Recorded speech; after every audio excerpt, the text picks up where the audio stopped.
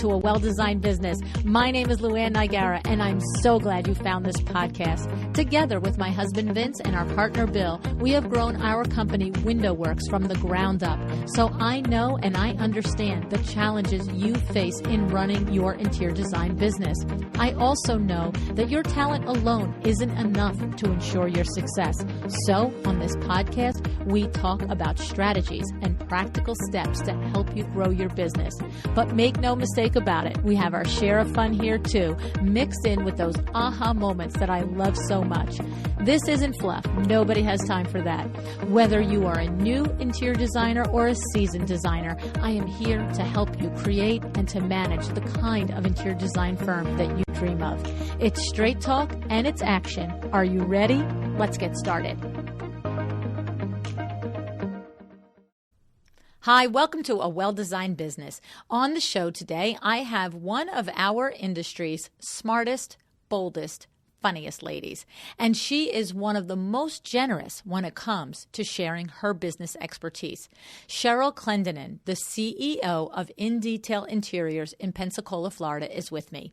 In business more than 19 years, Cheryl operates a full-service design firm, a retail location, a business Facebook group, and she makes money on purpose, not by accident and not by luck. Listen today as Cheryl describes how she is a minimum expenditure as part of every design project. And what I want you to hear in her advice is yes, to consider if requiring a minimum expenditure model is right for you. But more than this, I want you to hear why Cheryl does this. She says, I need to project my income. Okay? It's as simple as that. She does it because that's the tool and the mechanism that she uses at the end of one year to project her income for the next year. All right. And for those of you who were in my Sales for Creatives course in 2019, as you listen to Cheryl today, you guys will know I was in heaven this entire conversation. Cheryl's an outstanding sales professional, and I just love talking about the nuance of words and how important it is to select the exact words so that we can lead every conversation where we want it to go. Listen to Cheryl. She is a master at it. All right. Now, how about article.com? Have you opened your trade account with article.com yet? And if you have you placed your first order yet? If you have done that, then you know Article is the place for quality mid-century furniture, clean lines, great styles, fantastic customer service, especially in the To The Trade division.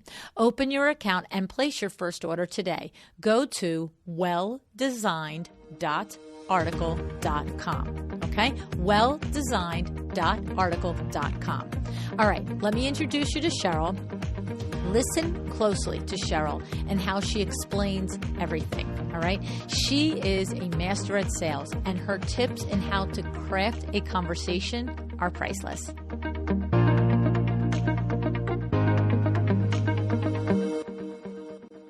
Hi, Cheryl. Thanks so much for joining me on A Well-Designed Business today. Hi, LuAnn. Happy to be here.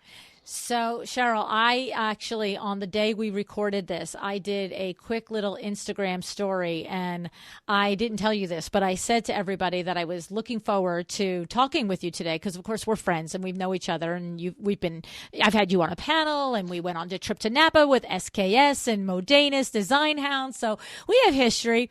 But I said on the IG Live, on the IG stories, I said, maybe the one person that I might say has as much energy and possibly more energy than me. I don't know. When I heard you talk at SKS, I was like, wow, we need to bottle that and send it to the moon or something. That was it was very compelling, very compelling. Well, thank you. So I appreciate that.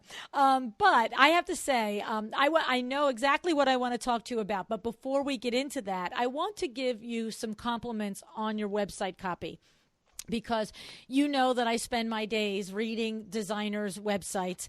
And you also know that I lament every time a designer says that they get their inspiration from the sand dunes and the beaches, and it makes me crazy. Yeah, that reminds me of the bad copy on the when you're looking for a date on right, exactly. I love right. walks in the rain, blah blah blah. Right. And the thing is, and every time I say that, I have to do the disclaimer. I'm sure there is someone out there that truly does get their inspiration from that. And my apologies, but unless I can really feel that authentically, it just makes my eyes glaze over. But what I loved on yours was there was a couple of things that I love. First of all, your About You page literally says owner, lead designer, and saucy critic of the status quo. Like slam dunk right there. Love that.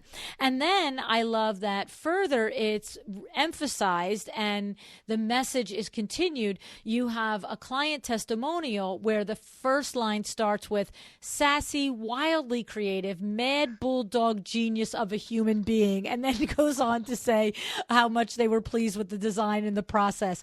And these are the things, Cheryl, so many times a designer will email me and say, I don't know what my Fred Burns only is. I don't know what it is about me that makes me unique. And so often on the show and in those private conversations, I'm saying to them, it doesn't have to be about your design. It can be about you. And this is, to me, the complete expression of that. Because even if I didn't know you, this is what I always say, and this is what I love.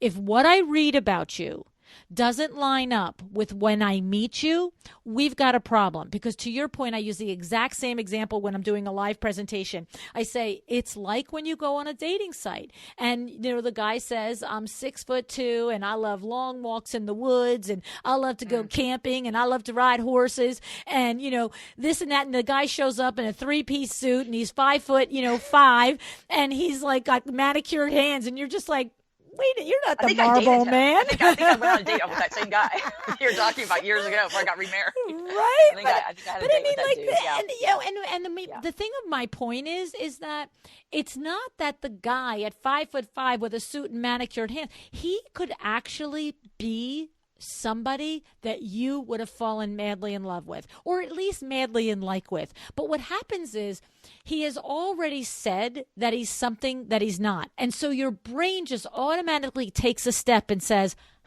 not trustworthy. And so what I love is that you're putting right out there that you are a sassy and saucy critic, and you do, go against the system, and you are not afraid to speak your mind, and that you are this mad bulldog genius creative lady. And so when I read that, as soon as I have a conversation with you or I meet you for that consultation, I'm going to be saying to myself, yes, she is exactly who she says she is. And that's so important. Don't you agree, Cheryl? Yeah. No, I really do agree. I think that people sometimes try to be too timid on their website and not let it hang out there. And my personality is strong enough and out there enough, I guess, that people need to know right up front. Because if they're looking for, Susie cream cheese meek and, yes ma'am, no ma'am, I'll do whatever you want, a yes person, like a lot of people are, they are looking for validation for what they're already doing.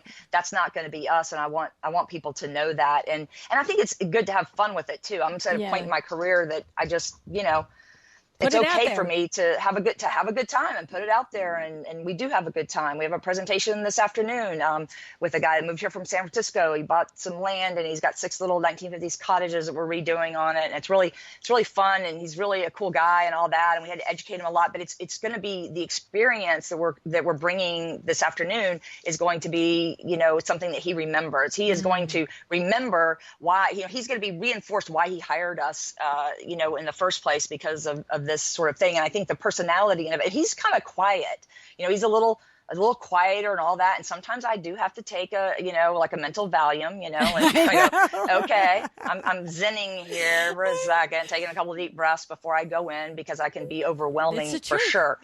It's true. You just have to sometimes know your audience. Yes. It's always know your audience, right? It's so important. But I do think that on the website, and I'm glad you brought that up, because that is something I think that people don't always think about, what their website says about them. And when people are talking about, I get these clients, I don't know what to do with this, and they don't want to do, the flat fee, or they don't want to do the hourly, they don't want to do this, or they want to shop retail, or some of the things that we've talked about before.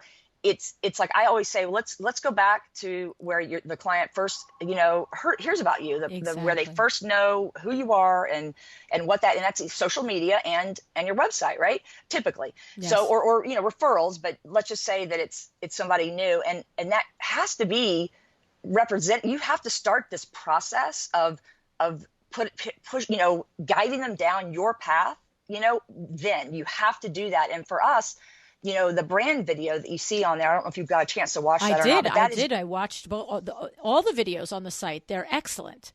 Yeah, well, I don't know about that color one.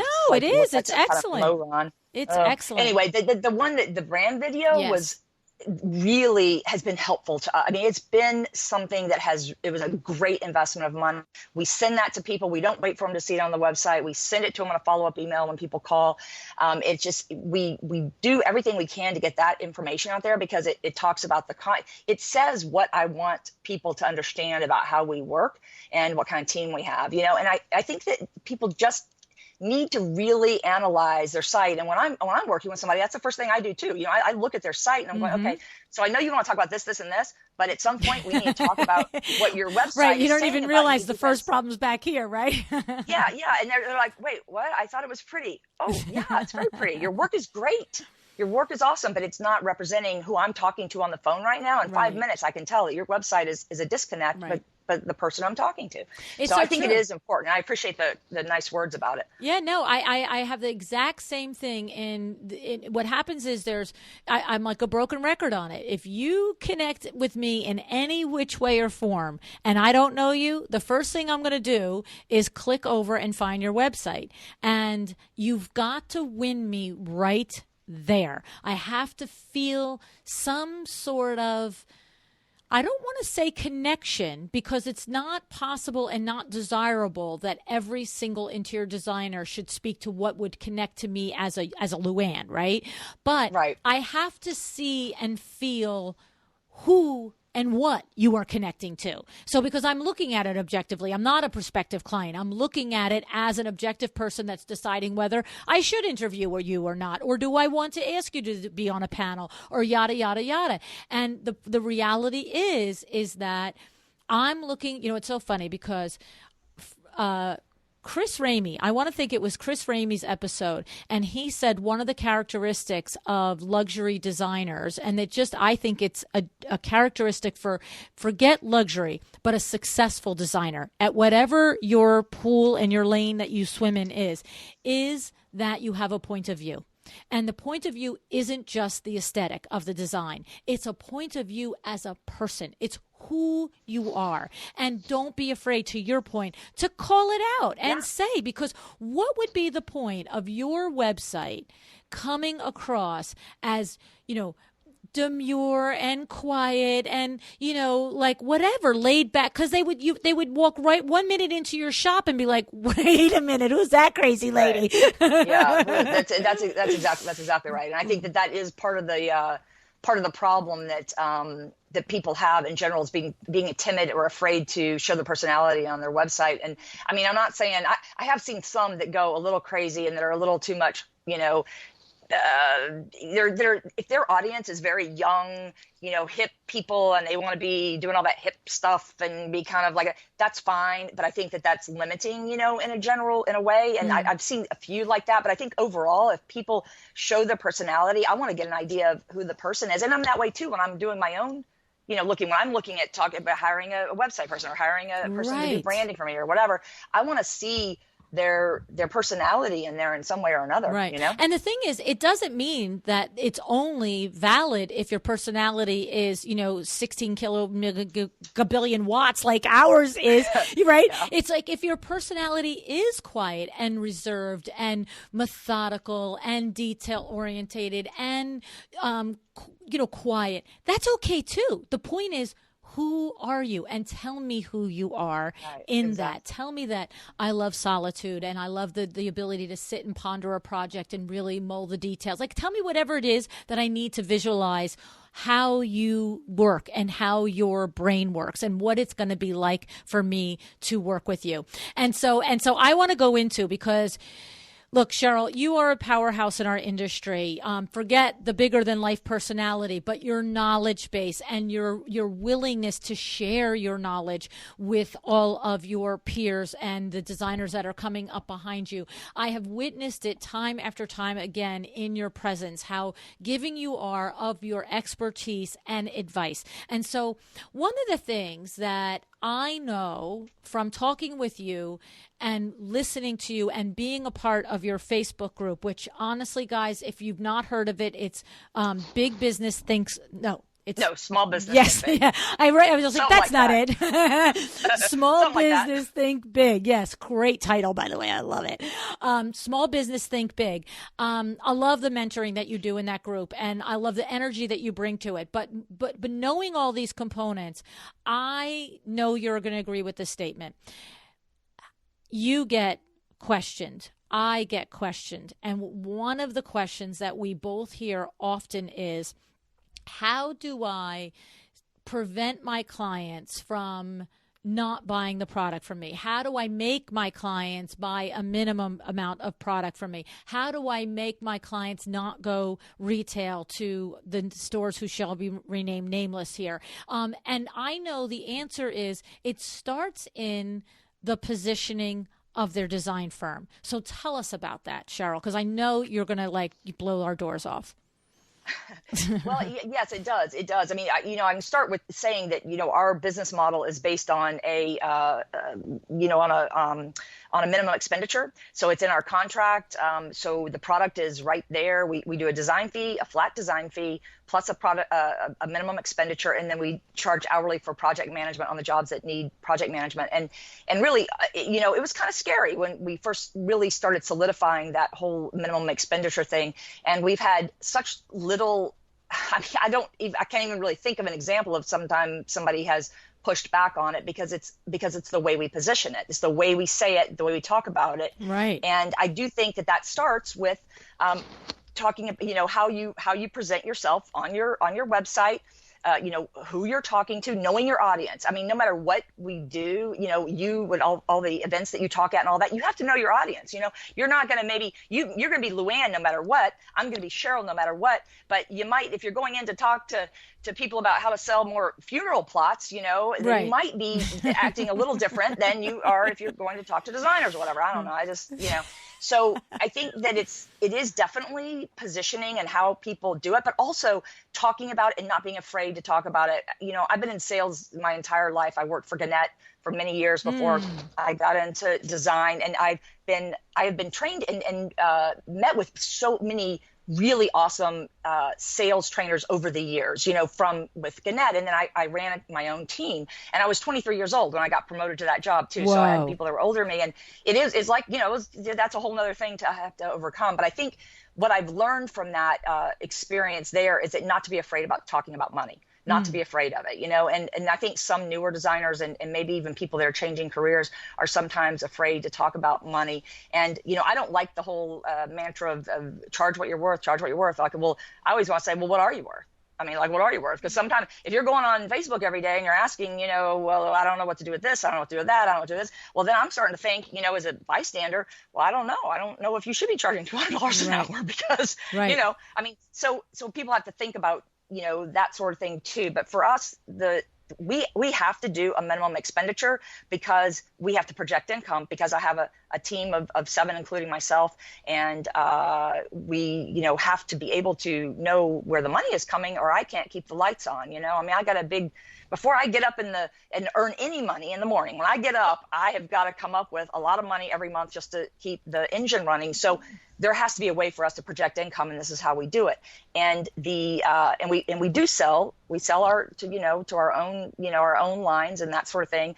And it's worked really well. The flat fee is something that takes a while for people to get the hang of, and then the minimum expenditure is just something people are a little resistant. to do it first. But I've had one of the people, the designers that I've worked with, send me something. And the reason I'm saying this is because it is all about positioning. And she's like, texted me and said, Cheryl, I'm right there. I got this. And then I put the minimum expenditure. I did all this. And then she said this to me. And so here's what I'm going to say. Can you just please look at it really quickly? I said, yeah, sure. I'll look at it. So I looked at it. I'm like, no. That's not how you want to say it. So, and I don't even remember. I have to look back to see what it was that she said. And she didn't say anything bad. It was just not positioned right. Right. And so and I don't remember what was said, but I rewrote it and sent it back to her. And then I don't know, maybe 2 or 3 hours later, she texted me and said, oh my God, she, said, okay, sign the contract and sending it over. And I'm like, and the truth is, Cheryl, it is the positioning. It's funny because I'm knee deep as we're recording this in my Sales for Creatives course over the summer of 2019. And literally 8 modules, and it's always about the words that we choose, where we put them in the conversation, how we say them. You saw the other day in, I think it was your group or I don't know if it was your group, Veronica's book or group or Claire's group. And, the designer was coming in it was the window treatment one, the one that we were just in. Yeah. The designer was saying that she was quoted a certain amount of yardage by the window treatment professional. And, she went and sold the project based on that. And now she's got the money from the client. She's ordered the fabric. She sent the fabric to the workroom. And now the workroom, the window treatment person is saying, we need X amount of yards more, 10 yards more, whatever it was. And, I don't care if it's $30 a yard fabric or $300 a yard fabric. You just don't tell somebody that they need more yardage after you've given a final quote and they've sold it to their client. Right. And right. the person, I agree. the window treatment person was basically saying, well, sorry, I made a mistake. And the designer was, the word just came to me for clamped. That's for a word. Like go back to Saturday Night Live days, right? And she just was saying, what do I do about this? And I don't often come into the groups and say my 2 cents because you and Veronica and Claire do an excellent job. Nancy, I don't need to do it. But that being a window treatment thing, I felt like, LuAnn, you know what? Give a little help here. And I was just like, absolutely not. That person has to stand by it. But if you recall, I gave all the language on the way to say it. There's no point in coming at 16 guns with this person because at the end of the day, you want their cooperation. So it was that. And I said, and if that doesn't work, then you say, well, I'm not willing to let this go. Shall I talk to the owner of your firm or will you? In other words, give her the opportunity to save face. Right. Like these are the nuances of how you get what you want. And like I always say, sales is a win-win game. And I know you say the same thing. Yes. And so whether you're talking with your client, you're talking with your vendor, it's not just, I deserve this, so I'll demand it. It's like, what do I always say? You want to be right or get what you want? You want to be right? Well, then go ahead and demand it. You want to get what you want? Maybe you think about the nuance on how you present it, right? And so let's go back to positioning. Tell us this, your minimum expenditure, does it change based on the size of the of the project? So tell us how you set that up with your various potential clients. Well, first of all, we talk about it on our website. So that's, under the frequently asked questions, it's right there. We talk about it. We talk about it in generic terms, but we talk about it. So again, because I'm a salesperson, classically kind of a classic salesperson, we talk about it when someone calls. We talk about it on the phone then when we're feeling them out. We charge $475 for an initial consult. And, unless there's other extenuating circumstances or it's further away or something like that. And that is, again, not design time. That's just a discovery call. We talk about it at that event. Okay. So now we've got it 3 times. Liz, before we go to the consult, if they set that up, Liz follows up with an email reiterating it, because you never know when you're talking on the phone. People are, you feel like they're nodding their head and they're understanding, but then they're not really, right? Right. And so we follow up with an email, and then in that email, we also put our brand video, because that's been one of our best sales, tools, is put it in there. We will always include a blog post that may reference what they were talking about on the phone, like if it's a bedroom or if it's a whole house or new construction. we include that. We talk about, or we may do a portfolio. Like if they're talking about like, oh, I just, really need to redo this condo and I need to do it like kind of budget oriented, but but yet I still need to redo it. It's $1 million condo, but I don't want to spend a lot of money, whatever. We'll send them like a link maybe to one of the condos we've done that look great, but we're with the budget, and we can then later talk about what the budget was, and we can go over that. So we always send them added value. Okay, always. Again, that's old school type of type of sales. You don't lose an opportunity when you've got somebody in front of you, meaning in the email in today's world, to reiterate the value. So then that's the fourth time. And then the fifth time that we do it is when we send them the outline. Now I do things a little differently than some people do. Our contract is sent after we send the proposal. So when we go out and meet with somebody, we are determining scope of work. Okay, because I'm very clear in deliverables. Again, you have to be able to talk about the value, and one of the best ways to do that is to reiterate what you're getting. Like if you're talking to somebody about, their window treatments and this whole thing they're doing, and you've got all these ideas and everything, you're going to make sure that they understand, what you're going to be delivering to them, and make sure that they understand, that the installation is included, and you're handling this, all the things you said to me in that comment, when I was asking you about how you work. So the same way that we're going to be doing that in regurgitating all this in the scope of work. Okay. So we go through that. And then at that time, we tell them what the money thing is. So it'll be minimum expenditure, say $40,000. And then the design fee is say $10,000 or whatever it may be. And then we go through that and we talk about it. And we have the, standard language, and we change it up a little bit depending on the, who it is. Then once they accept the money, then we send the contract. Because you know what? Most of the legal contract. Yes. Not that the proposal is not legal, okay, but Sure. it's not got legalese. It's not got all the crap in it. So then we send the contract, the actual official contract. Well, you know what? How many people do you think actually even read the shit? I don't know. I mean, I don't know right. So, and it's not that we're not trying to make it so they don't read it.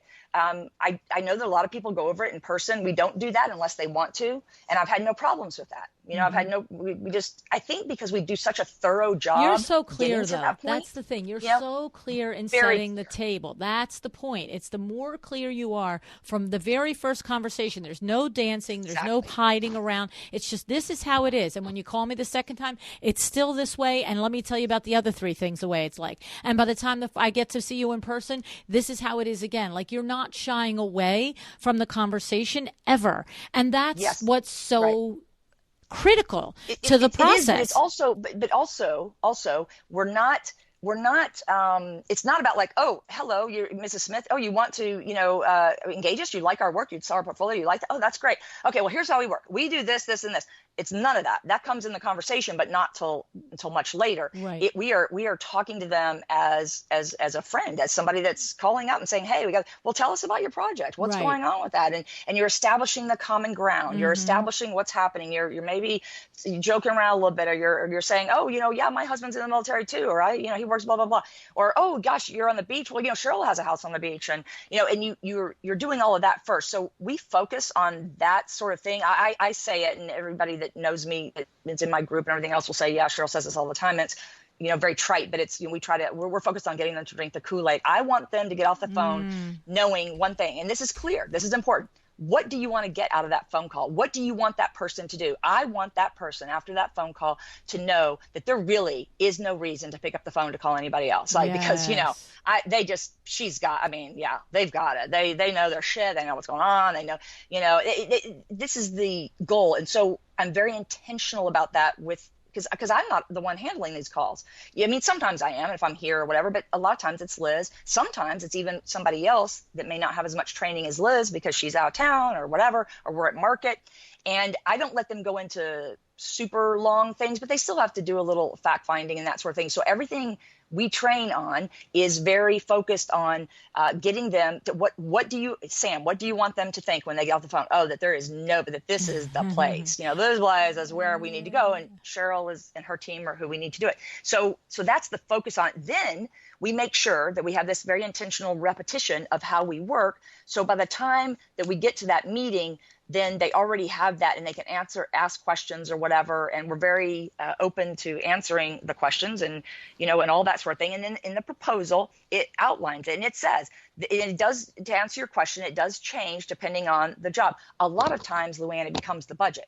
Okay. So we don't leave a job without getting a budget. Or a budget range at the very least. Okay, we don't do. I mean, we got to have a budget. I mean, please, I got to have a budget. Okay, so we have to do that. And once we talk to them about it, and say they it's $40,000 to do a list. We may say, well, I'm not sure you're going to get that as far as you want to with that $40,000, but let's look at it and start it, and we're going to go back and think about it and send you a proposal, and we'll see what we can do. Now, we're not saying, in the proposal that we are going to do X, X, and X $40,000. What we are saying is we say specifically it is not a budget figure. We say it twice in the proposal on the same page. It is that we are establishing the budget once we're retained, but this is the minimum investment for us for specific materials, furnishings, lighting, window treatments, and other items that can be purchased from in detail. That is for us to engage in the work. Okay, so it's the minimum expenditure valuation is part of our contractual agreement to engage in the scope of work presented. So it's this is what we do. And then I say to them, Mrs. Client, this is how I work. I've got an operation. I've got the infrastructure to take care of your project. And I focus on, if I was a solo person, I would have a different spiel. Right, I'm not. Right. I use this spiel. This is what we do. We can handle things kind of like what you probably do too, because you're a bigger outfit than say, somebody doing, okay.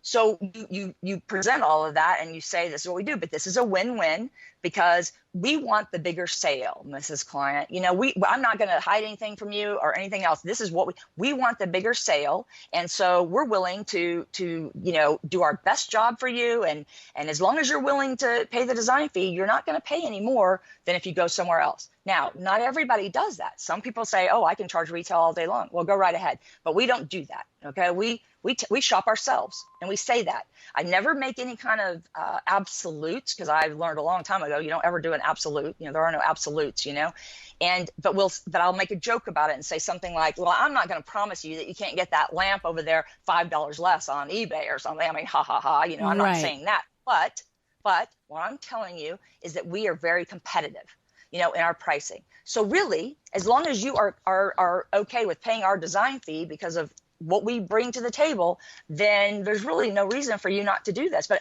I want you to buy your door hardware for me because we sell door hardware. So that helps keep my lights on and my people here that are going to take care of your business when you need it. You don't have to worry about checking things in. You don't have to worry about there's a scratch on the door hardware or the sofa or the whatever. What I convey to them, LuAnn, is we got this. Right. That's right. We got confidence. Hey, you know what? We got this. Confidence. We're all in. If you're all in with us, we're going to be all in with you.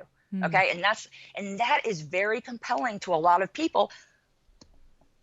Right. Because they want it. It's not, it's compelling to a lot of people that aren't DIY type people, which we, pretty much avoid. Right. I mean, so let me ask you a couple of questions about it. Okay. Let me ask you a couple of questions. So I'm hearing you, I'm getting big picture, but that there are friends and colleagues of ours that are listening that are saying, I hear it, but let, LuAnn, ask her exactly how. So when let's take a scenario. Let's say I call you and I want to do the main areas of the first floor of my home. I want to do the foyer, I want to do living room, dining room, and kitchen. Let's call it that. Okay. So it's a pretty big project. Now let's assume there's no renovation, serious renovation. Okay.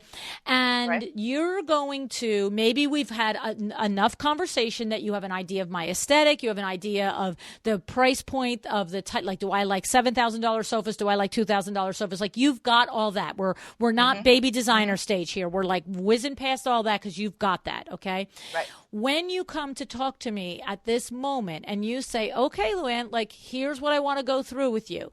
And what I love on your website is that you say that, did we mention, like, you just what you did a moment ago, you say that when you're going to do this redesign project, you literally say it on your website, think about all the things that are going to be purchased. And you list cabinetry, window treatment, hardware, lighting, accessories, rugs. Like, you put it in my head before I even get there. I'm like, yeah, I'm going to be spending a lot of money here. Like this is like all of these things. And I love that you do that. And then you ended up and you say a little further down. And did we mention that the expenditure element of your agreement allows us to keep our design fees reasonable? So you've set me up and told me, I don't care if you're going to hire me or you're going to hire my neighbor. You're going to spend a heck of a lot of money if you think you're going to do your living room, dining room, kitchen, and foyer, right? And I go, oh, yeah, you're right. And then I see this line and I think, interesting. And now I'm in front of you. And we've had whatever discovery gets you to the point where you're going to present this to me. So give me an idea. When you said, I've said to them 2 times in one spot that price is not the budget. So say to me, LuAnn, best guess without having real details, what you just described, those 4 areas is what? 150 in expenditure, 100 in expenditure. What are you going to guess it at? And then let me ask you a question when you tell me that. Okay. Well, when we come back after we've met with the people on the initial consultation, we come back and we regurgitate that. We come up with that, the outline of the expenditure based on the scope of work. Okay. So, now again, it's like playing poker. Right. The more information that I have, the better my hand's going to be, and I want all the information. I work with people on this every single day. It's just like, when you answer the phone, is Cheryl there? You don't say, oh, well, let me go check. You say, may I ask who's calling? Right. And then they say, it's Bill. Right. Okay, Bill, can I tell her who you're with? And they say, and then you don't do any of that. It's just, these are the basic things that people don't, it's the positioning, right? So when we're talking to somebody, when we're out there, we're getting a feel for what they want. Now, Liz has probably already done this on the phone. We don't go right out and say, hey, what's your budget? We need to know if we're going to want to work with you or not. Right. But she's getting a feel for them, and we have no problems asking about the budget. So once we come back and we decide that fee, then we will tell them that it does not mean that everything is going to be that we're going to be able to do it for all of that. If it's close, then we're okay with it. The problem is that I'm not going to take a $20,000 job if they want to do the foyer and the kitchen and the, whatever. I'm just not going to do that. I'm just not. That's so not realistic. I can look at things and say, the size of your house, et cetera, I think we're going to spend at least $20,000 in this living room, but it depends on if we're going to do wallpaper, if we're going to do painting, there's so many variables. Yes. And I think people understand that. So what we have to look at it is after we've assessed this client is to decide what we're willing to, how much money, what I look at? How much money am I going to make on this job? Right. Every job that we do, I look at it and say, I'm going to make X amount of money on this job, period. Now, I will tell you that most people spend more. Okay. Most people spend more. I mean, really, we have in the last couple of years, we probably had maybe 1 or 2 very small jobs that were very quick and easy. And their budget was say $18,000. They just wanted to update their living room, whatever. And we do it because a junior designer can do it, or I can do it in 2 hours or whatever. Yeah. And they are happy as clams, but they stick to the budget. The budget's really important to them. Most of our clients, that's not the case. And I work with some luxury clients, but really, I'm in Pensacola, Florida. Let's get real here. Okay. So we work everywhere, but if I went through my client list right now, I could give you an idea of like, oh, this job is like this and this job is like this. So it's very different. But my point is that I forgot where I was going with that, actually. Well, I'll tell you where you're going with it. Because here's what it is. So what you're saying to me, and I think I'm hearing it now, what you're saying to me is that because I was having trouble understanding the distinction between, let me tell you 2 times in one page that this is not the budget. So what you're saying to me is when you come back to me after we've had our discovery, you've visited the site, you've asked me 1,000 questions, you have an idea of my aesthetic and where I am in life.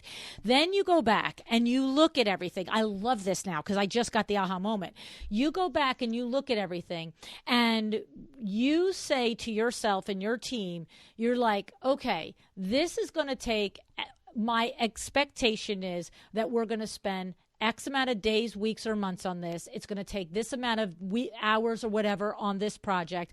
And here's how we're going to set what our fees are. Because if I'm going to devote that much resources from this team for that many hours, then in detail needs to make $85K. And if that means that we're going to do $40K in, $150K in product, and we're going to do $20K in design feeds, but that's how this is going to get done. And that's exactly right. I love this, Cheryl. And so what happens is you go back to the client. I'm going to check if I'm right. Now you go back to the client and you might say to them, listen, I actually expect that you might go anywhere from $200 to $250 in expenditures, but here's what our contract is. You're going to spend $180K with me. And if you want to go all the way and we buy everything through me or whatever, and you probably don't have to say that, because by the time you're 100, 150, 80K in expenditures, nobody's asking to say, well, now I want to do the rest at like online, right? But my point is that you are selling, for the most part, maybe we're not going to get into a conversation about retailer at this time, but you're not selling at net. And so the point is that, right, so if you need to make $80K, you're maybe going to say that your expenditures are going to be $160K or $150K plus 20. I love it. Exactly. It's usually, we usually operate like on a 2.1 multiplier, but here's the thing. Part of my personality is that, I will say, let me just tell you about this gorgeous chandelier. We love the chandelier. It's over the budget that we've set up and everything else. But if you play ball with Cheryl, and we will say it just like this in a joking kind of way, that chandelier mysteriously gets more affordable. See how that works? Because I'm thinking, what else do I get out for it? I'm the master of the twofer thing. I want every action I do to give me more than one, result. And so I will be like, okay, we need to have great photographs. We need to have good referrals. This is a way to give that client back a little bonus. Let's just put it this way. So it's a differential, right? So if we've got $2,000 in for chandelier or $1,000 in for chandelier, and we're going to sell them one that really is $2,000, well, I was going to make $500 before. Okay. I was going to make $500 on the $1,000 chandelier. And if I sell them $2,000, I would make $1,000, right? Well, what about I give them a better deal and I make $750 on it, which is $250 more. Right. But does it cost me and second of all, the third thing on this is I don't have to go back and reselect. Right. Okay. Because let's say that the sofa was more expensive or whatever, the fabric was a little more and they loved it. They love the mohair. Oh my God, I gotta have the mohair, So, then we're like, oh, but that light, Cheryl, and maybe they are not as invested in that light as I am, but they like it. But they're like, I just don't know if I can pony up for that $2,000 light. I just don't know if I can do that. And then I say, okay, well, you know what? We're gonna fit it into the budget and we're gonna make it work. And we're only gonna it's only gonna be $250 more than whatever. Right. So that empowers somebody thinking that is so much better. Yes. Than giving a discount. And the thing is, my guess is that's the thing. But let's wait a second. Go ahead. Let's say this again. That is so much better than giving somebody a discount. Yes, everything we do is an additive, add to the sale, not a takeaway. I just made another $250. Right. And I don't have to do anything else. Right. And what I wanted to say, which piggybacks your thought, is my guess is that you're never doing something like that without presenting the value to them. So in other words, you're not doing the whole, well, I mean, I could sell it to you less. You're saying, you know what? I really think that this is a killer chandelier for this space. And I got to tell you, like you said, if you play with Cheryl, because Cheryl really wants the picture with this in it, or this photograph is going to be killer, and I believe in this piece. And in order to make it a win-win, it's only going to cost you $250 more instead of $1,000 more. Exactly. Right? It's so like, you get the buy-in on why. It's just like, we're going to massage this a little bit. And then Liz might say something like, I'm going to go back into Cheryl's, how Cheryl is, she's going to work her magic on this. Or I'll say, well, Liz really we're going to work that, or this is in stock, so it'll be so much better. We'll go ahead and do it now. It's just, and it's all for the right reasons here. Yes, so let's be clear about this. Exactly. Yes, I'm a salesperson just like you. But it is all for the right reasons.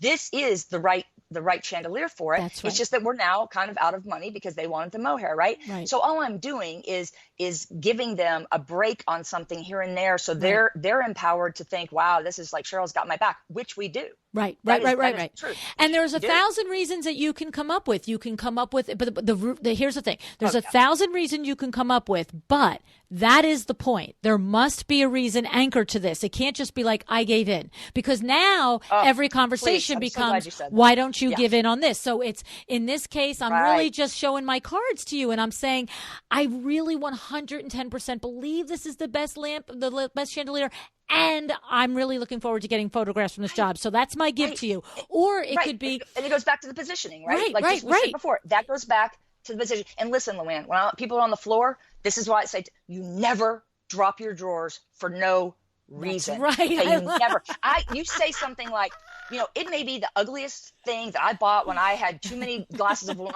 at whatever place or whatever. I mean, because there's a few of those around the showroom, and I'm like, people, please sell this. Just get this off the floor. Well, we don't go and say, well, Cheryl hates this, so we're going to give you a good deal on it.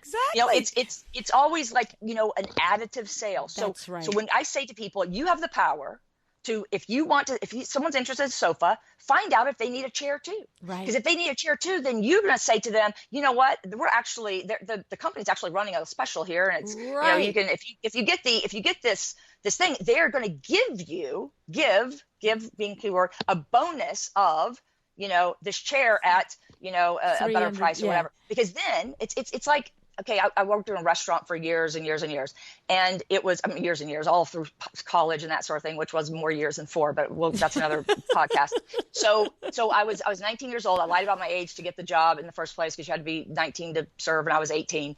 And the thing is that I was the master of selling appetizers and desserts. I was the master. As a matter of fact, they did not. They disallowed me from winning the little contests anymore, because I did all the time, and people didn't try. The other people didn't try. This is no lie, and it's the same concept. That's the way I try to explain to my people in a down to earth sort of way. Is that have a reason. So let me give you a good example. This is a really good example. And anybody who has a retail store, or you can do this if you are, the retail store, and not, you don't have to have a retail store to be the retail store. Right. You don't have to have a store. Right. No, you don't.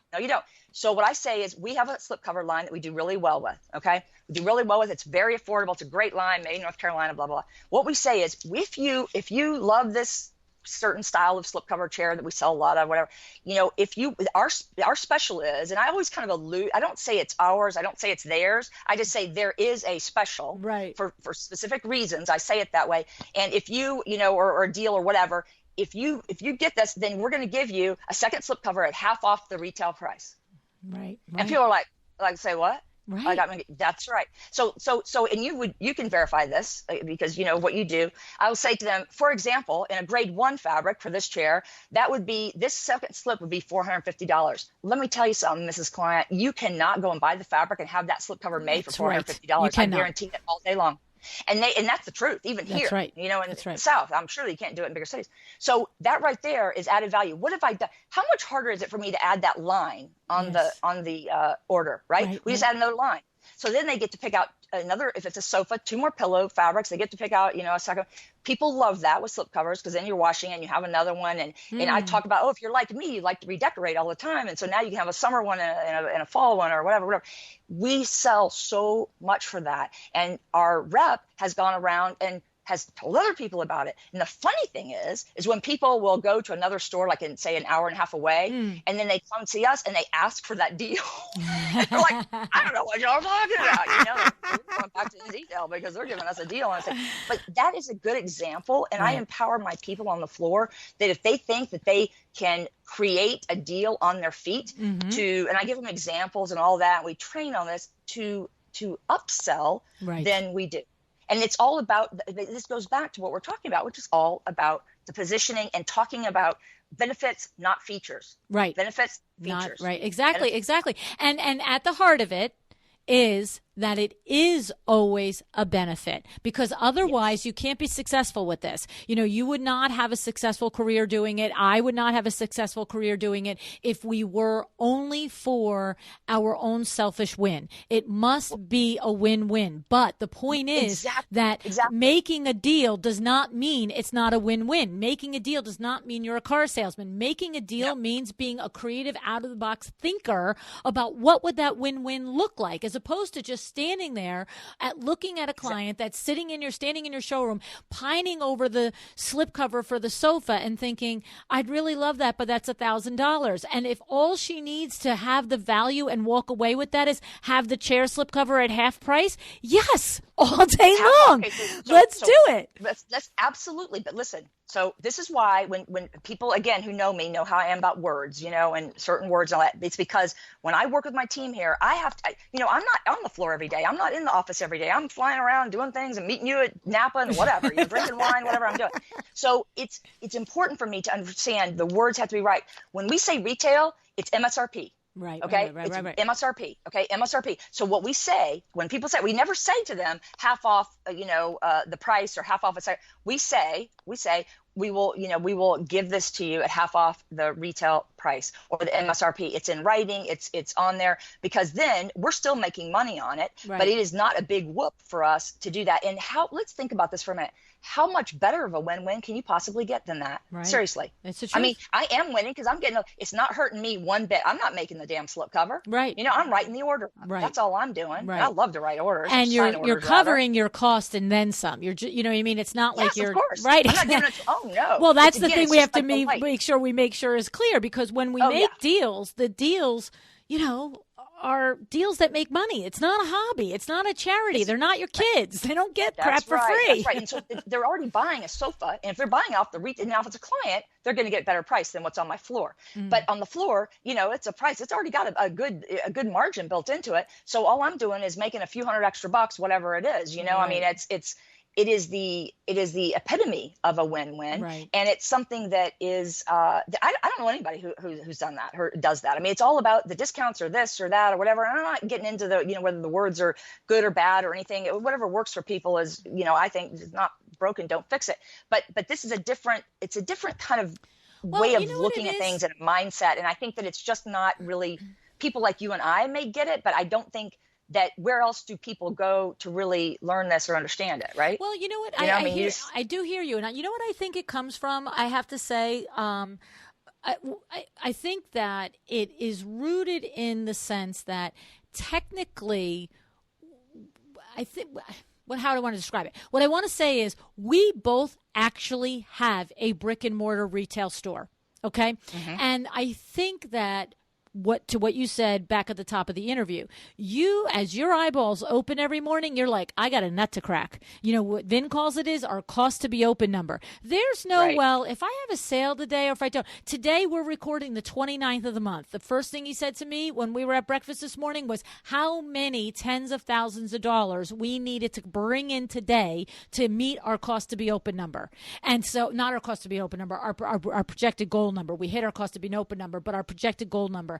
And right. The point is that I think that forces a different hat on your head. And to your point, though, a designer could be working in her third floor bedroom and he could still develop the mentality of a retail store. But and I think we're forced to it because guess what? The lights are going to go on. The people are going to walk through the door. They're going to want their paycheck on Friday. The UPS is going to drop stuff off. We're going to send stuff with him. It is a store. And so therefore we're consistently saying, how can I maximize the dollar bills coming in the front door because they're running out the back door to pay expenses. And so, but your advice, and I'm with you on it, is if a designer changes their way of thinking to a business mentality that is, yes, my cost to be open number, if I'm working out of my third floor studio, maybe it is $1,000 a month. But you know what? What if you actually sat there and said,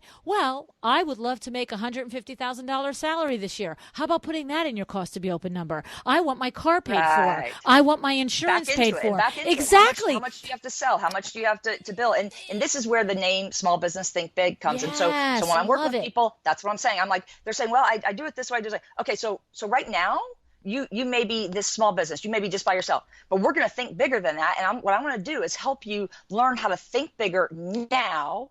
So these mindsets are in your head now, so that when later you are already implementing this. I know plenty of designers, and I want to make it clear because people, would say after I did the little live video in my group about this topic or parts of this, that it was like, well, you have a store though, right? I'm like, yeah. Okay. So let me just say to you that is, it's 15% of my revenue just in that category. And that part of that is still client stuff, because the way I look at it is would I be better off working upstairs like our offices are and downstairs leasing that to a bunch of attorneys? Am I financially better off doing that, or am I financially having it? So if I sell something to a client off the floor, including our original art and all that we do very well with, then I count that as a retail sale. I don't count it as a client sale. And on QuickBooks, I break it up. There's retail sales and there's client sales. So I slice and dice numbers like, like your husband would love me, I mean, because I'm slicing and dicing and I can quote it and say, yes, this is what we do. So the point is that you have to look at it that way,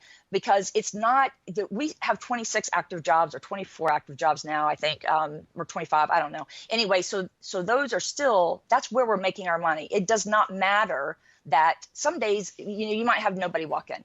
Okay, well, that's just good, because everybody here does, it's not like someone's sitting around on the floor, waiting for a walk-in to come in. Right. We all do everything. So some days we're like, oh, thank God nobody came in. We got so much more work done.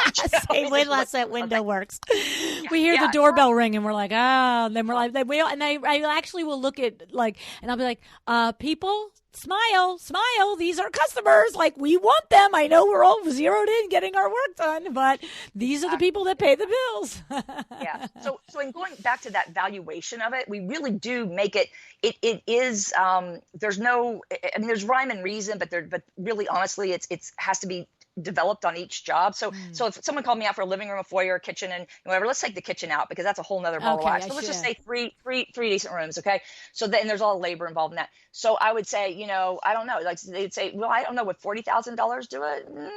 Maybe. How big is the living room? How big is the family room? That's pushing it probably but are we not doing window? We're not doing window treatments. You have shutters and you don't want window treatments. Right. Bummer for me. I love window treatments, but it's okay. So it does matter. So let's just say it's $50,000. Well, then that is likely to become the minimum expenditure. Right. Okay. Because we're looking at it going, can we do that for that? Yeah, we can come close to that. Do we think they're going to spend more based on our conversations with them? I'm really good at reading that sort of thing. After 20 years, for God's sakes, I'm saying, yeah, I think they will. So we put it in there, or we might push it up a little bit. Right. But people, sometimes it depends on what we feel their comfort level is and all that. But then we have the design fee on top of that. Right. So when you put both of those together, like we were talking about before, I do, let's just say it's $50,000, it's $25,000, say it's a $10,000 design fee. So that's $35,000 that job represents to me. Okay. Right. That's what that represents. So I know once they sign the contract, I know that I'm getting that, because in my contract, it says what happens if you don't meet your minimum expenditure. It says what happens in there. And what happens is our design fee goes up by 50% of the remaining amount. If you spend 25 of that 50, and you don't spend the other 25 for whatever reasons, then, our design fee is now not $10,000. It is now $22,500. You see what I mean? Okay, so you know me with numbers. Run it again. No, I'm as bad as you are. Yeah. So okay. If we have now, this is honestly not happened. Never happened. But right. Except, I will say there's been one client that we took on that we probably shouldn't have, and because I wanted to win it. It's a perfect example of wanting to win something and then realizing that we did charge her a pretty damn penny for the design fee, so it was okay. She spent most of her expenditure, but at the end she just was a nightmare, and we fired her from the third phase, which was the actual furnishings. The second phase was kitchens, bathrooms, bar stools, things, window tree, things like that. And we've actually fired her from the third phase. So it's, what I'm saying is that that we, and she was a great client in a lot of ways. I mean, we really did like her. It just wasn't a good fit. Let's just say it that way. But that's one that we're probably not going to pursue, because it's just better for all of us. Right. At that point, what do we? Right. It's like getting a hammer and putting it over your head. Like we can walk away from this. Right.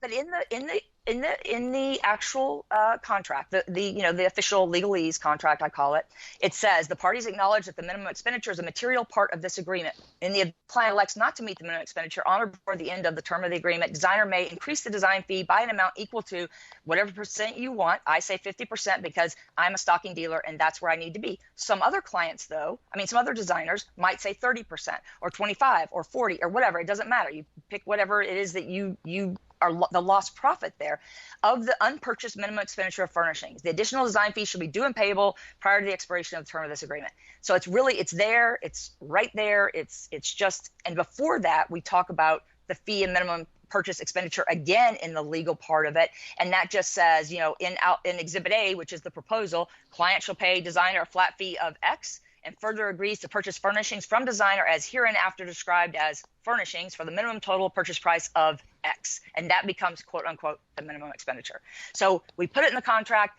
I mean, people sign it. I don't know. Some days it does like kind of blow my mind in the sense that we don't get very much pushback on it. But I think. But you're so clear. You're so clear about it. We really are. And it goes back to, working with the people that are going to be best for you. We don't look for, the moms that have nothing to do but stay at home and shop on, Wayfair or whatever. I mean, if people know what Wayfair is, maybe they're not a great client for us. But we also tell people, and I should make this point too, that we are, we're shopping ourselves. It's like, hey, but I do it in such a way that it's not like, I don't make a big deal about it, but I do say that so that people understand that we are trying to make this really a win-win. All I'm asking you to do is spend the money that you would be spending anyway with me. Right. And there's a lot of benefits to that we go into. It's not just, here this is. We're just talking about the money part of it. There's a lot of benefits that go into it, which we all know, the checking in, the ordering, the this, the that, the dealing. Deficiencies and following up and everything. Yes. Right. Yes. So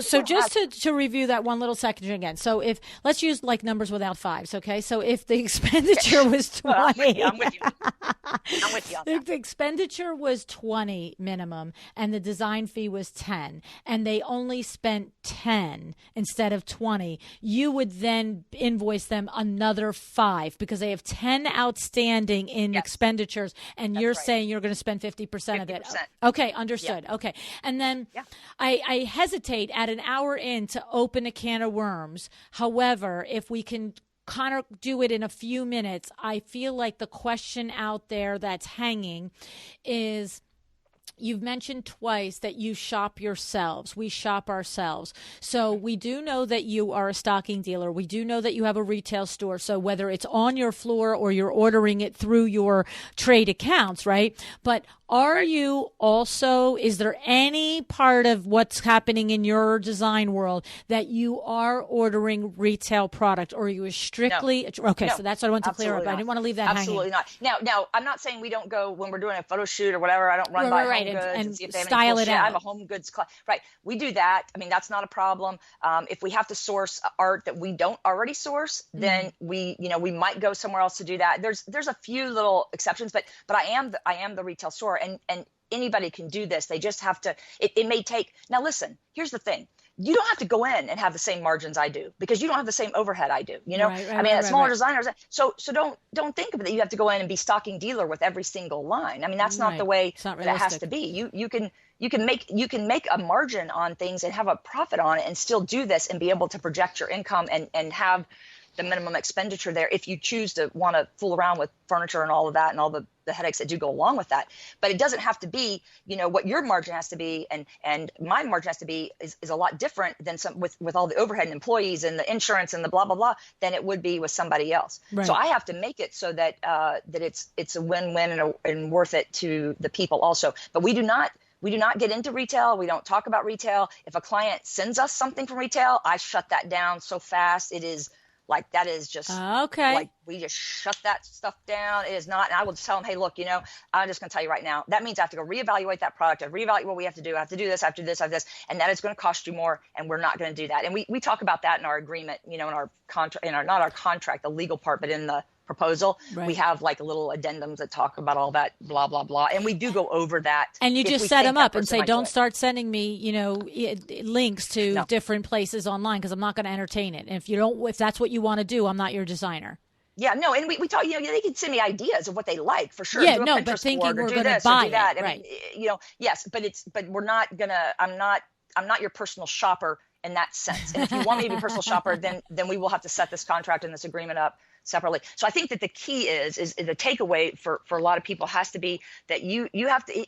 People say all the time, well, how do you do that minimum expenditure thing? Okay, well, look, you know what? It's just not like that easy to cover even in an hour of a podcast or in a live for me, because it goes back to the things that you're working with people on too, and your which I've heard very good things about that too, by the way, your sales for creatives, and this is the things that we're working on. It's a systemic sort of mindset and positioning that you do as a firm and you do with your people and everything. And everything that we do, LuAnn, is geared towards this. And if it's not, and don't think for a minute that I have like that we are just like, doing this so perfectly all the time. I am constantly my website's a living, breathing organism. I am constantly, doing it. You just told me earlier, of a boo-boo that you found on there, and I immediately sent to somebody, hey, fix this. It's a living, breathing organism. We are always looking at it. We're always trying to say, are we saying the right thing? Are we telling that person who we are? Are we talking about the things that we need to talk about? Are we talking? Is there anything on there that talks about a feature, not a benefit? Because we talk benefits, not features. And so it's the same way with our processes. If a process isn't working, or we get really busy, or we have a client that comes in and they're doing something, oh wow, this hasn't happened before. We stop and we evaluate it and we analyze it. And I think that, and I go back to also saying, having been an employer for many years and not always the best boss. I'm not the greatest manager ever. I'm a great teacher. I'm a really good teacher. I really am. But it's different skills. It's not easy to be everything just because we own our own businesses. Doesn't mean we know how to do all of it well. That's right. So, but I go back and I look and say, what did I do? How could I have done this better? And I've heard you talk about this too.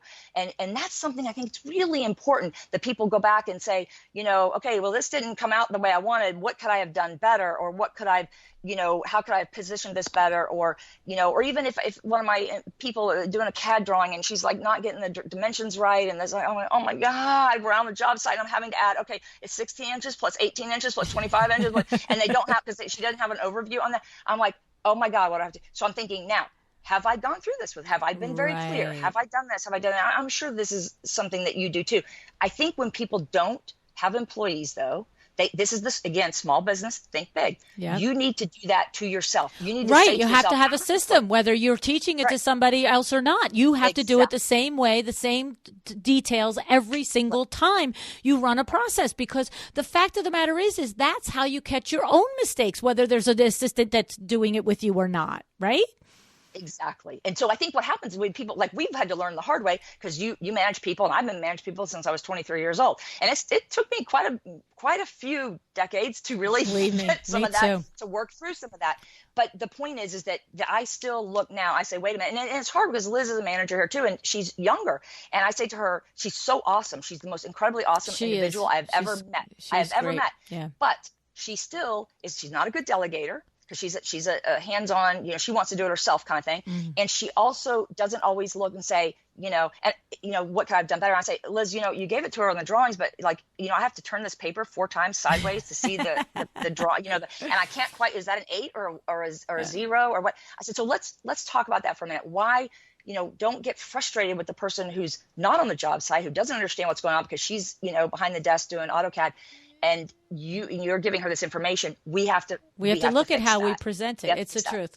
Right, well, I have learned that, and it does come with many years of doing it wrong. But Nicole, Christy, Kim, Adriana, everybody on my team, when something goes wrong, the first thing I usually say is, all right, I probably created this mess, but how are we going to get out of it? You know what I mean? But to your point, I also started managing people at 22 years old, and I cringe sometimes when I think about the things that. Oh yeah, it's really. It's just good. Like, it's really not good. No, because we're very strong-willed, opinionated people, and but it does take a lot of years to understand. And it's one of the things that I say over and over again. Every single dilemma that you are in, any problem that you're in, you can trace something back to some place that you could have done one thing differently that would have changed the outcome. Does that mean it was always your fault? No, but I'm just saying, in like in that example with Liz does amazing. It's 10,000 things really well. I know Liz, she's a rock star. Awesome. I mean, like she wants to make more money. I say, Liz, just go write yourself a check. Exactly. I know you had that conversation with me. Okay, right. Exactly. Whatever you want, girl. Exactly. You told me that. That's our relationship with her. But yes, but sometimes her natural, because she is much like me and you in certain ways, although she bakes really well and she's really probably sweeter in some ways, but she'll get there eventually. But it's harder, I think, for her sometimes to think about that, because she's like, wait a minute, that's not right. I can do this. I can do that. Yes, you can. Right. But I need you to do something else. Not everybody is at the same skill level. Not everybody is your personality. Not everybody has your brain and going to think that way. But what I want to encourage designers who are solo or just maybe have an assistant is to actually treat yourself like an employee and evaluate yourself. Like if something does go wrong, say, okay, self, what did we do wrong here? Did we go and decide to have the client that we, like in my case, that we shouldn't have done, that we knew that we shouldn't have taken on this job because it was wrong? Yeah, we shouldn't have done it. Why did we do that? Well, because Cheryl had an ego involved and Cheryl wanted to win it. That's why. That's exactly why. Cheryl was like going to turn that woman around and she was going to win it. And boy, now hindsight is $1 billion, isn't it? Yeah, we did win it, and she loves us and she thinks we did a great job and did blah, blah, blah. But so many other headaches and issues and gray hairs and all that sort of thing, it wasn't worth it. But I look back at that and I say, okay, yeah. And Liz actually was like, I don't know about this. I think we should tell her to take a hike or whatever.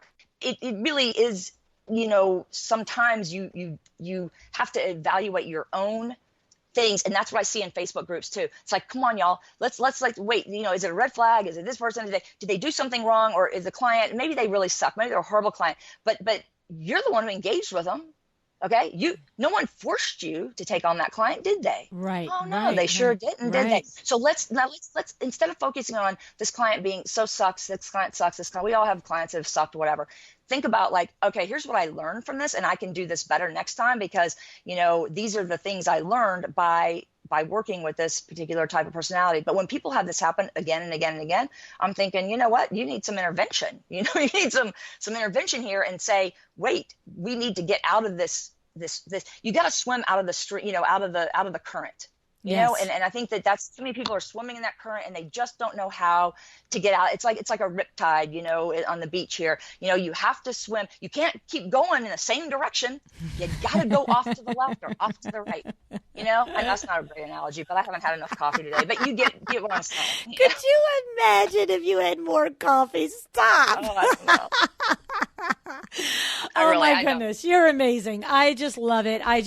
You're just such a, I said it in the beginning, you have so much experience and your willingness to share it is amazing. Whether it's a right business model for somebody else or not is not the point. You're willing to be completely open and honest and help any designer that needs it. And to that point, I want to just mention again, please join her, Cheryl's Facebook group, Small business, think big. I always say, I want to say big business, think small, and that's so stupid. No, who needs coffee now? Small business, think big. Small business, think big. It's an awesome group. Obviously, it's very active. Oh, yeah. And there's lots of this in the group. And then, of course, Cheryl also does coach interior designers on how to run their business, consult with interior designers on how to run their business. And you can find all of this on her website. It's indetail.com. Is that correct? Indetail.com? Yes. Yep. InDetail Interiors. InDetailInteriors.com. Okay. InDetailInteriors.com. Yep. InDetailInteriors.com. And you'll see the tab there that tells you about how to get involved on the business side with Cheryl. And if you can stand this barrage of energy, I would say avail yourself of it. Sometimes people get, like I told you, I'm self-aware. Sometimes I'm thinking, oh man, pull it back, Cheryl, pull it back. You've got to take that mental Valium, and this person is not going to respond as well to that. You know what's funny about that is because I have that exact same mechanism in my brain. I literally do. And, of course, when I'm on stage, it works because boom, it's all coming out, right? But in a one-on-one conversation, every once in a while, you actually do see the other person's face and almost feel them like, you are so big for me right now, right? And I'm actually not a big physical person, but it's just, you can feel that you are just overwhelming them. And I will do the same thing. I'll be like, LuAnn, why don't you catch a breath and maybe talk a little slower and just a little quieter? But what I wonder is, when we are talking to people who are quiet and talk slow, do they ever have to speed up? Do you ever think they ever say, I better speed up to make sure LuAnn and Cheryl are comfortable? Listen, I'll never forget a speech. I took a speech class in college, and I'll never forget. It was a TA, and he said something. I said, "Well, I know I need to slow down. Because I, was doing the speech. I know I need to slow down. I've been talking fast my entire life. You ask my mother. I came out of the womb backwards, mind you, talking fast, seriously, and asking why. It drives my husband batshit crazy. Why, Cheryl? Why? I don't know why. Please, just can you not? Can we just watch the movie and not have to ask why?" And so he said to me, "You don't talk fast. People listen slow." That's and right. I thought, see, I like it. I like him. Vinny always says she talks in her sleep. You can't shut her up. Yeah, so it just, and you know what? You and I might not be for everybody. That's right. I know I'm not. Oh no, I know I'm not. Yeah, me too. And you know what? And that's okay. That's okay. It's okay. There are people that need other things, and they're just like design styles. If somebody wants to have some over the top kind of, guilt this and guilt that and whatever, they're probably not going to hire me to do that, because that's not what we do. So, exactly. That's the way it is. Man. Anyway, so thank you so much for coming. InDetailInteriors.com if you want to see her portfolio and you want to learn more about working with Cheryl as she consults and helps and teach interior designers how to be better business people. Thank you so much for coming, Cheryl. Appreciate it. All right. Thank you. It was a lot of fun, LuAnn. It really was.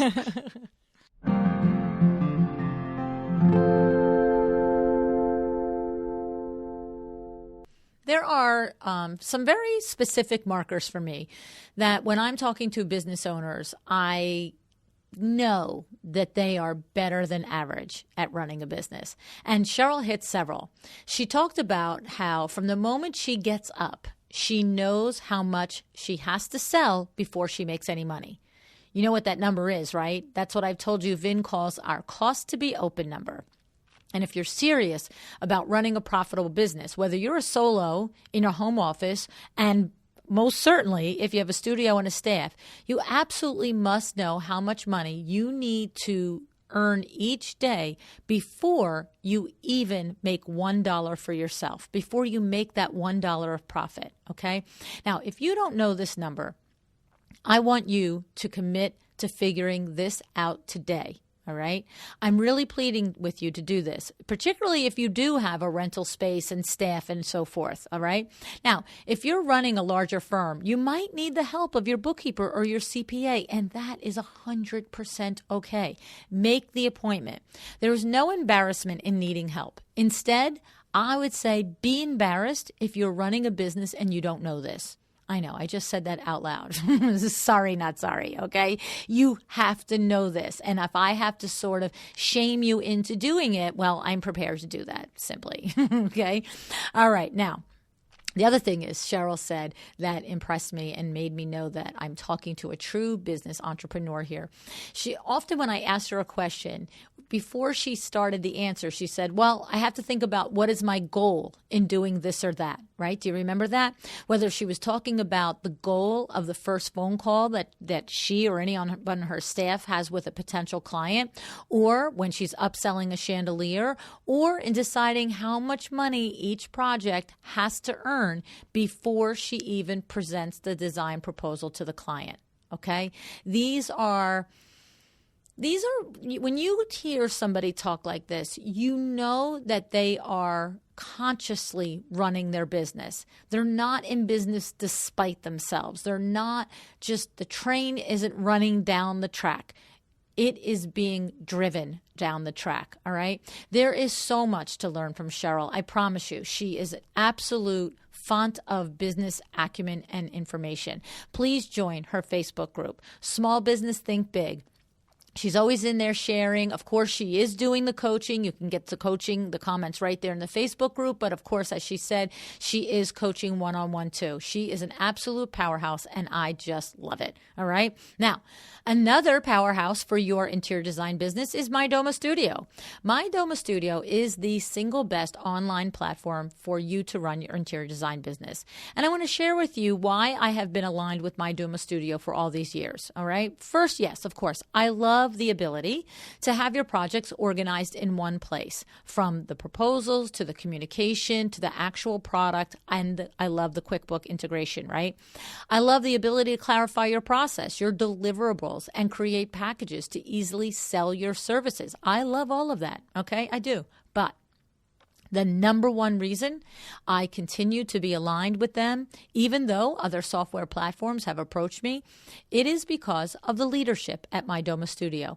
Led by Sara, the CEO, her husband Tom is there as well. You have Stacy McKenna in sales and marketing, and you have Tanya in customer care and training. These are the reasons, okay? This company is run by people with a heart and a soul, people who truly want your design firm to be productive and profitable. These people work for you. And if you want to see if they can deliver what I'm promising you that they can, try it today. Go to mydomastudio.com/a well-designed business. Okay? mydomastudio.com/a well-designed business. All righty. What action will you take today? Do you need to learn more about the art of selling? Do you need to learn your numbers? All right. Do you want to learn how to package your design services? Do you want to learn how to make money with window treatments? Well, on my website, I have a resource page where you can go and find links to all of the favorite coaches, resources, courses that you have available for you to up your business game. Go to LuAnnNigara.com/resources and see all the magic that I have assembled there for you. All right. You know, it seems natural for you to flex your design muscle by reading up on trends and going to markets to see all of the new product. But the truth is, it is much more critical to invest in yourself and your business acumen. By learning how to run a profitable business, you get to keep transforming the spaces and the lives of all the people that you design for. And we need you to do that for us, okay? So head over to LuAnnNigara.com/resources. All righty. Thank you so much for joining me today. Decide to be excellent.